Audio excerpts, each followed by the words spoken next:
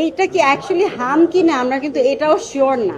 মানে বাচ্চাদের শরীরের যে ছবিগুলো আমি দেখতে পেলাম এটা অ্যাকিউরেটলি হার্ম কি না এটাও কিন্তু একটা ইনভেস্টিগেশনের ইস্যু রয়েছে।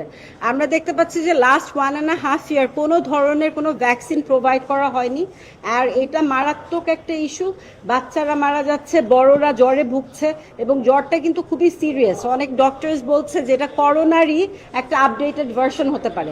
সো বাচ্চাদের ইস্যুটা আমার মনে হয় খুব সিরিয়াসলি দেখা উচিত, এবং এই কারণে আমি কোর্টের কাছে একটা ডিরেকশন চাচ্ছি যাতে until and unless the matter is resolved regarding the vaccine issue ততদিন যেন স্কুলের একটা সমসাময়িক বন্ধ দেওয়া হয়।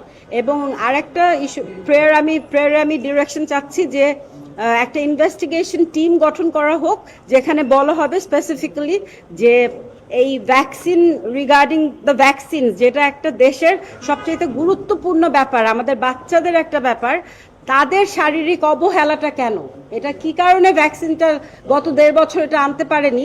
বিগত সময়ে আমরা দেখেছি সব সময় যে ওই যে আপনাদের সাইরেন বাজিয়ে বাজিয়ে টিকা দান করা কর্মসূচি হতো প্রতিটা এলাকায়, কিন্তু এই লাস্ট 1.5 ইয়ারে কোনো এলাকায় এই ধরনের কোনো কর্মসূচি আমরা দেখতে পাইনি। এইটা স্পেসিফিকলি আমি মেনশন করে আমি একটা ইনভেস্টিগেশন চেয়েছি। কাদের সমন্বয় চেয়েছেন আপনারা? অনেকগুলো ডিরেক্টরস আছে, আপনাদেরকে আমি লিস্টটা দিয়ে দিচ্ছি, নামটা দিয়ে দিচ্ছি।